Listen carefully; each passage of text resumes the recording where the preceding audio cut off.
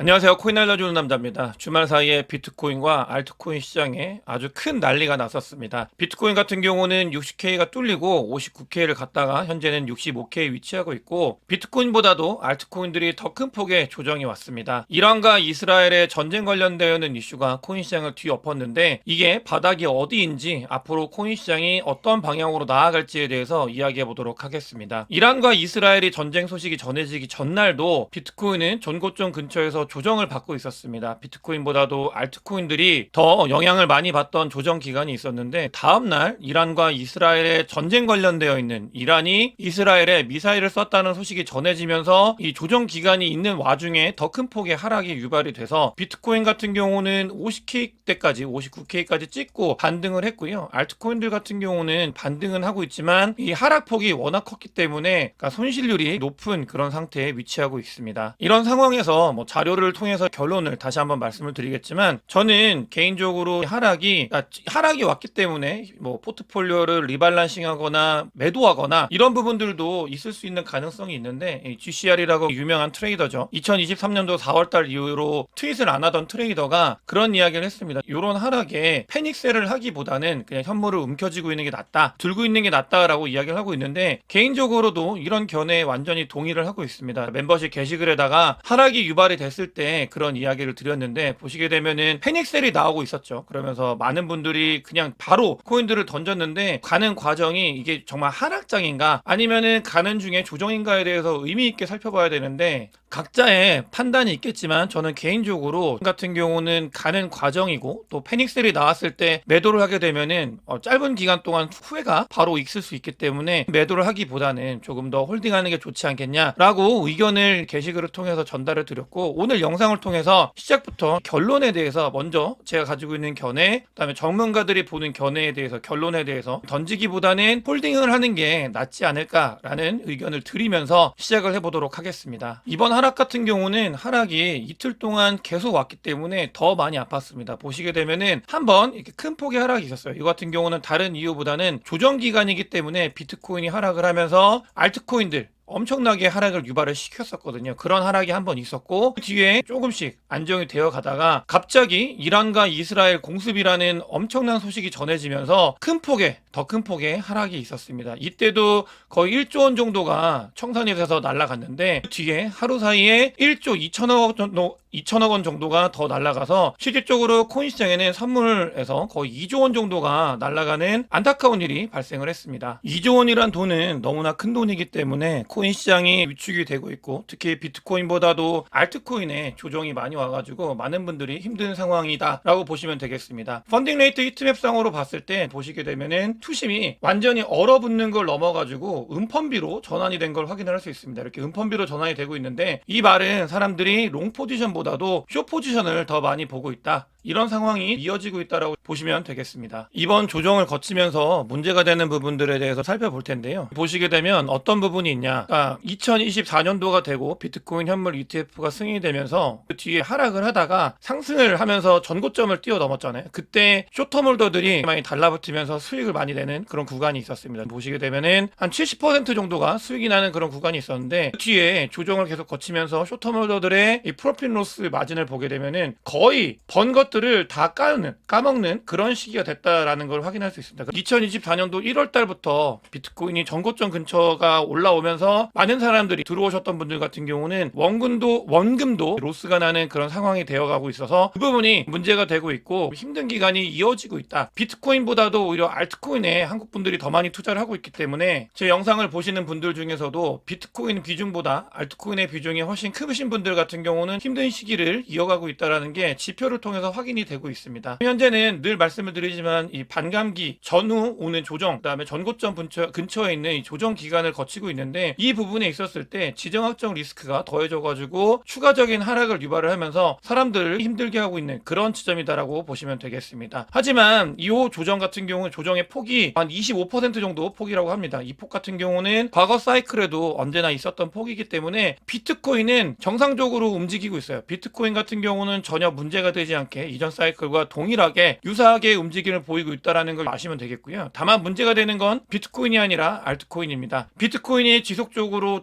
조정이 오고 그러면서 비트코인만 가격 상승이 오고 이런 변동성을 보일 때 알트코인들이 힘을 못 쓰는 이유는 비트코인의 도미넌스를 봐도 확인을 할 수 있어요. 비트코인 도미넌스가 며칠째 지속적으로 혼자만 상승을 하고 있었고 이번에 조정이 오면서 오늘 다시 이런 도미넌스가 내려가긴 했는데 중요한 부분은 비트코인이 계속 상승을 하든 조정이 오든 간에 가장 혼자 안녕한 그런 상태이고 다른 알트코인들의 돈을 흡수해가고 있기 때문에 알트코인에 투자를 많이 하시는 분들 같은 경우는 기간적으로도 힘들고 그다음에 가격적으로도 추가로 한 번 더 맞아가지고 너무나 힘든 상황이 놓여져 있다 이렇게 볼 수 있고요. 포트폴리오가 중요하다라는 걸 이번 장을 통해서 이번 조정을 통해서 다시 한번 확인할 수 있었습니다. 시작할 때 결론부터 내고 말씀을 드렸잖아요. 그럼에도 불구하고 패닉셀을 통해서 코인을 던질 때가 아니라 오히려 어떻게 보면 돈은 현금을 가지고 계신 분들 같은 경우는 기회라고 봐야 되는 부분이고 두 번째로 이미 코인을 모두 다 매수하신 분들 같은 경우는 던지기보다는 홀딩하는 게 더 낫지 않을까라고 처음에 결론을 내고 말씀을 드렸는데 근거에 대해서 조금씩 살펴보도록 하겠습니다. 제가 좋아하는 쇼터몰더의 SOPR을 보게 되면 1 미만으로 내려온 걸 확인할 수 있습니다. 그냥 내려온 게 아니라 완전히 많이 뻗은 모습을 확인할 수 있고요. 이 1 미만일 때는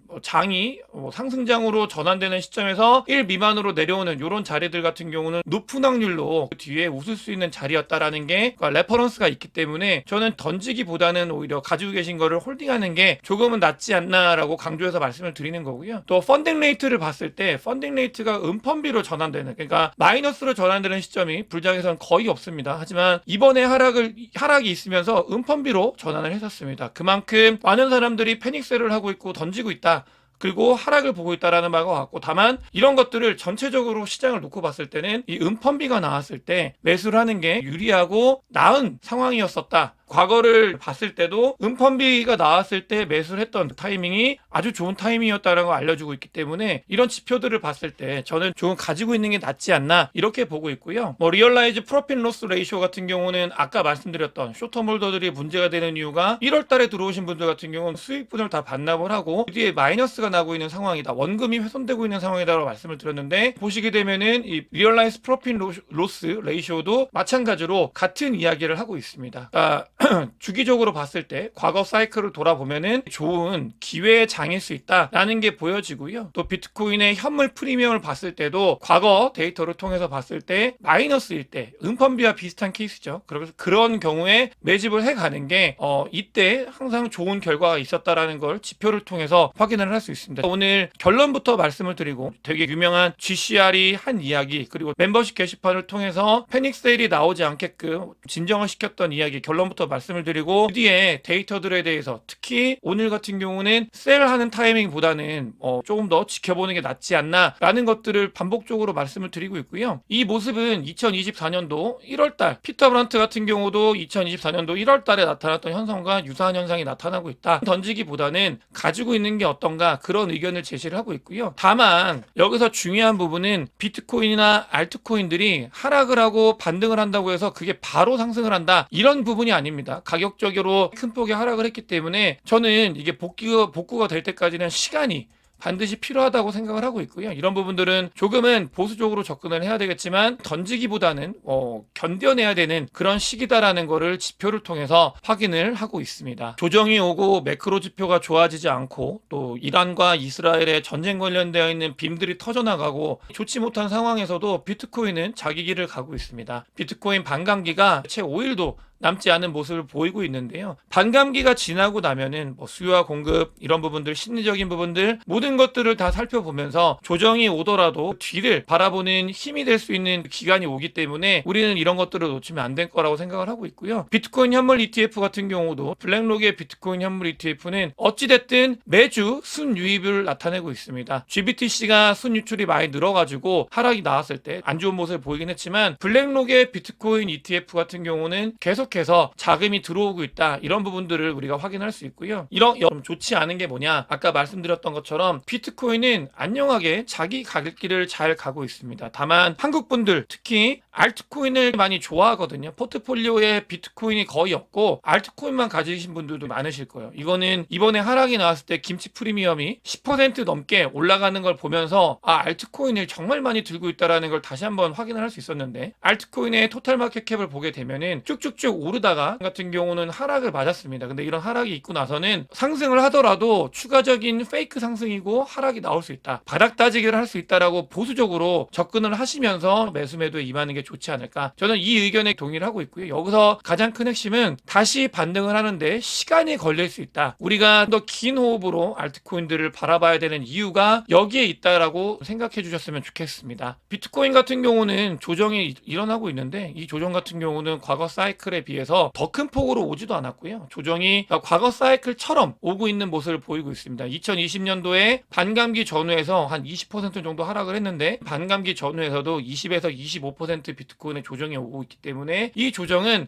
사이클을 봤을 때도 있어왔던 조정이다. 우리는 이런 것들을 보면서 비트코인의 방향성이 어디로 가고 있고, 그렇지만 그 와중에 매크로적인 부분들, 이란과 이스라엘의 전쟁 관련되어 있는 것들이 뒤흔들고 있는 상황 속에서도 우리가 가야 되는 방향이 어디인지를 저는 지표들을 통해서 이렇게 보고 있고요. 만약에 그런 제 뷰가 전혀 바뀌지 않았지만 변화가 생긴다고 하면은 그런 부분들을 빠르게 안내를 해드리도록 하겠습니다. 오늘 영상이 도움이 되셨으면 구독과 좋아요, 많은 공유, 댓글, 그리고 제 멤버십에 큰 관심 부탁드리겠습니다. 영상 봐주셔서 대단히 감사합니다.